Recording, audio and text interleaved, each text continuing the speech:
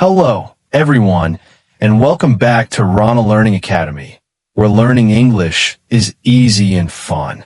I am Rana, listening friend. Hello, everyone. Today, I want to talk about my friends and relationships. I don't have many friends, but I have some close ones. We often meet and share everything. We were born and raised together. When we were children, we often played soccer and sometimes went to the beach to see the sunrise. They are very funny and easygoing. I can talk to them about everything.